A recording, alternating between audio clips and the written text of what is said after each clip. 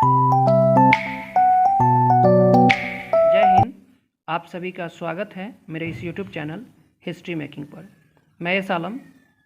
आज मैं आप लोगों को क्लास 8 का हिस्ट्री पढ़ाने जा रहा हूँ। Lesson civilising the native educating the nation.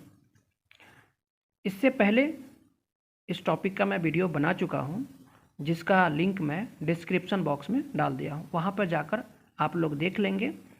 आज हम लोगों का टॉपिक होगा grave the errors of the east, पूर्व की जघन गलतियाँ। सो स्टार्ट करते हैं।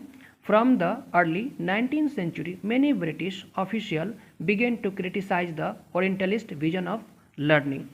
19वीं सदी की शुरुआत से ही बहुत सारे अंग्रेज अफसर शिक्षा के प्राच्यवाद दृष्टिकोण की आलोचना करने लगे थे। मतलब ये जो शिक्षा जो ओरिएंटलिस्ट विजन था, इसकी आलोचना 19वीं सदी की शुरुआत में ही होने लगी थी। They said that knowledge of East was full of error and unscientific thoughts. वे कहते थे, उनका कहना था कि पूर्वी समाज का दृष्टिकोण ज्ञान त्रुटियों से भरा हुआ है। उनका ये कहना था कि जो पूर्व की जो समाज है, उनका जो ज्ञान है कंप्लीट एरर है, उसमें गलतियों से भरा हुआ है। साइंटिफिक थॉट नहीं है, वे वैज्ञानिक तरीके से नहीं सोचते हैं, अवैज्ञानिक तरीके से सोचते हैं। ठीक है।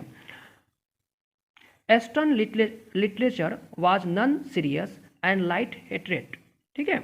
उनके मुताबिक पूर्वी साहित्य गंभीर नहीं था और सतही था। उनका कहना था कि जो पूर्वी लिटरेचर है वो सीरियस नहीं है, नॉन सीरियस है, अगंभीर है। ठीक है। So they argue that it was wrong on the part of the British to spend so much effort in the encouraging the study of Arabic and Sanskrit language and literature। ठीक है। इसीलिए उन्होंने दलील दी कि अंग्रेजों को अरबी और संस्कृत भाषा और साहित्य के अध्ययन को बढ़ावा देने पर इतना खर्च नहीं करना चाहिए। ठीक ना। वे दलील इस बात को दे रहे थे कि जो अंग्रेज अरबी पर, संस्कृत पर, लिटरेचर पर, इन चीज़ों पर जो पैसा खर्च कर रहे हैं, इतना खर्च नहीं करना चाहिए, क्योंकि उसमें ये कह रहा है कि the east was knowledge of the east was full of error, कि पूर्व की जो ज्ञान है कंप्लीट, उसमें बहुत सारी त्रुटियां हैं। इसीलिए ये लोग मना कर रहे थे, आलोचना कर रहे थे कि इस पर अंग्रेज ज़्यादा से ज़्यादा पैसा खर्च ना करें। ठीक है। James Mill was one of those who attack the orientalist. James मिल का नाम तो आप लोग जान ही रहे हैं। कह रहा है कि James Mill was one of those who attack the orientalist. प्राच्यवादियों पर हमला करने वालों में जेम्स मिल प्रमुख थे। जो ओरिएंटलिस्ट पर जो हमला हो रहा था, उसमें हमला करने वालों में प्रमुख रूप से जेम्स मिल भी थे। ठीक है। The British effort he declare should not to be teach what the native wanted और what they respected in order to please them and win a place in their heart. उनका कहना था, उनका विश्वास था कि अंग्रेजों को देसी जनता को खुश करने और उसका दिल जीतने के लिए जनता की इच्छा के हिसाब से या उनकी भावनाओं को ध्यान में रखते हुए शिक्षा नहीं देनी चाहिए। ठीक है। इनका मानना था कि हम जनता के हिसाब से, उनके मुताबिक, उनकी इच्छा के हिसाब से हम शिक्षा नहीं देंगे। शिक्षा का मकसद क्या है? The aim of the education out to be teach what was useful and practical. शिक्षा का एम यह होना चाहिए कि जो हम शिक्षा दे रहे हैं वो यूजफुल होना चाहिए, प्रैक्टिकल होना चाहिए, उसका कहीं ना कहीं उपयोग होना चाहिए। So Indians should be made familiar with the scientific and technical advance that the West had made rather than with the poetry and sacred literature of the Orient. इसीलिए भारतीयों को पूर्व समाज के काव्य और धार्मिक साहित्य की बजाय यह पढ़ाना जाना चाहिए कि पश्चिमी ने किस तरह से वैज्ञानिक और तकनीक सफलताएं हासिल कर ली। ये कह रहे हैं कि भारतीयों को वैसी शिक्षा कि पश्चिमी देशों में किस तरह से साइंटिस्ट को आगे बढ़ावा दिया गया, टेक्नोलॉजी को आगे बढ़ावा दिया गया, उस तरह की शिक्षा भारतीयों को होना चाहिए जिससे भारतीय सीख ले पूर्व शिक्षा के तुलना में। ठीक है। By the 1830 the attack on the orientalist become sharp. 1830 ईस्वी के दशक में ओरिएंटलिस्ट का विरोध बड़ा ही जोर तरीके से होने लगा। जो प्राच्यवाद जो शिक्षा थे, जो ओरिएंटलिस्ट था, इसका विरोध काफ़ी जोर से होने लगा। One of the most outspoken and influence of such criticism of the time was Thomas Babington Macaulay. ठीक है, थॉमस बेबिंगटन मैकाले इन आलोचकों में सबसे प्रमुख और प्रभावशाली विचारक थे। बहुत सारे लोग आलोचना कर रहे थे ओरिएंटलिस्ट का, उस आलोचना करने वालों में थॉमस मैकाले एक प्रमुख थे। ठीक है, बहुत अच्छे विचारक भी थे ये।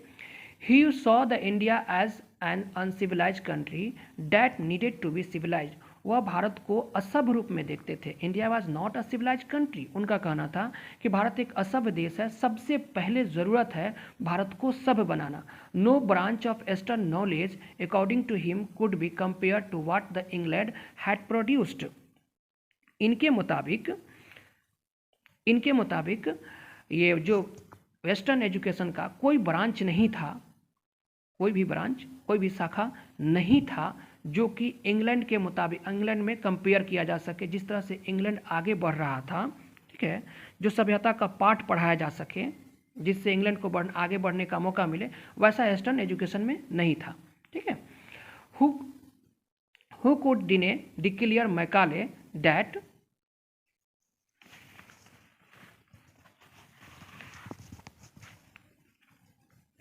that a single shelf of a good European library was worth the whole native literature of India and Arabia। ठीक है, ये कह रहा है कि मैकाले का कहना है कि पूर्वी ज्ञान की कोई भी शाखा इंग्लैंड की प्रगति के समक्ष नहीं था। मैकाले का ये भी कहना था कि एक अच्छे यूरोपीय पुस्तकालय का केवल एक खाना ही भारत और अरब के समूचे देश के साहित्य के बराबर हो सकता है। ठीक है, मतलब कि जो यूरोपीय पुस्तकालय है उसका एक खाना ही भारत और अरब के लिए साहित्य के लिए हो सकता है, समक्ष हो सकता है, बाकी के लिए नहीं हो सकता है। ही अर्ग्ड that British government in India stopped wasting public money in promoting the Oriental learning for its was no practical use। उन्होंने ब्रिटिश सरकार से अनुरोध किया, इससे गुजारिश की कि ब्रिटिश सरकार जो पूर्व की शिक्षा पर ओरिएंटल लर्निंग पे जो पैसा पब्लिक पैसा खर्च कर रही है, जनता की पैसा खर्च कर रही है, वो बेकार हो रहा है, इससे कोई फायदा नहीं होने वाला है। ठीक है, With great energy and passion, Macaulay emphasized the need to teach the English language। Macaulay ने अपनी पूरी ऊर्जा के साथ, अपनी पूरी ताकत के साथ इस बात पर जोर दिए कि भारतीयों को इंग्लिश शिक्षा, अंग्रेजी की शिक्षा दी जाए, अंग्रेजी भाषा को पढ़ाया जाए। He felt that knowledge of English would allow the Indians to read some of the finest literature the world had produced। वो ये ऐसा महसूस कर रहे थे, मैकाले का ऐसा मानना था कि अगर भारतीय इंग्लिश पढ़ लेते हैं, समझ लेते हैं, अगर भारतीयों को इंग्लिश पढ़ने आ जाता है तो पूरी दुनिया में जो सबसे अच्छी से अच्छी किताबें जो होती है, जो इंग्लिश में प्रिंट होती है, जो फाइनेस्ट होता है, वो लिटरेचर भारतीय पढ़ सकेंगे, उसको समझ सकेंगे, उसके बारे में जान सकेंगे। ठीक है, it would make them aware of the development in the western science and philosophy. ठीक है, वह भारतीय जो हैं इस बात से भी अवेयर हो जाएंगे कि पश्चिमी शिक्षा में, पश्चिमी सभ्यता में किस तरह से साइंस और फिलॉसफी का विकास हुआ, ठीक उसी तरह से भारतीय भी अपना विकास कर सके। अगर उनको पश्चिमी शिक्षा का, अगर इंग्लिश उनको अच्छे से आ जाता है, इंग्लिश भाषा का ज्ञान हो जाता है, तो वह लिटरेचर के माध्यम से, साहित्य के माध्यम से वो पश्चिमी शिक्षा के बारे में जानकारी प्राप्त कर सकते हैं, अवेयर हो सकते हैं। Teaching of English could thus by a way of civilizing people, changing their taste, value and culture।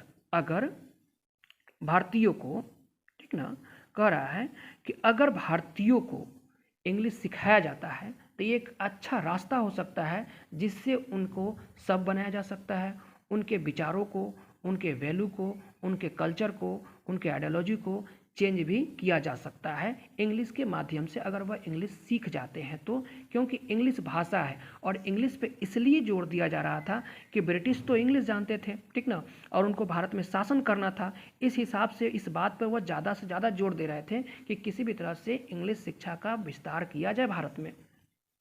ठीक है, following Macaulay means the English education act was 1835 was introduce. ठीक उसी समय मैकाले मिंट्स का मतलब होता है विवरण, मिंट्स का मतलब होता है विवरण। मैकाले ने अपना विवरण ब्रिटिश सरकार को दिया कि भारत में जो इंग्लिश एजुकेशन है इसको इम्प्लीमेंट किया जाए। तो इंग्लिश एजुकेशन 1835 ईस्वी में अंग्रेजों के द्वारा इंट्रोड्यूस कर दिया गया, यह पारित कर दिया गया। The decision was to make English the medium of the instruction for higher education, और उसमें यह निर्णय लिया गया कि जो उच्च शिक्षा होगा उसे इंग्लिश माध्यम में ही दिया जाएगा। जो हायर एजुकेशन है उसका जो माध्यम रहेगा वह इंग्लिश रहेगा। And stop to promotion of the oriental education institution like Calcutta Madrasa and Banaras Sanskrit College. और जो प्रमोशन दिया जा रहा है ओरिएंटल इंस्टीट्यूशन को, जो प्राचीन शिक्षा है उसको बंद किया जाए, जैसे मदरसा को, बनारस संस्कृत कॉलेज को, इसको बंद किया जाए। ठीक है। This institution they are seen as temple of darkness.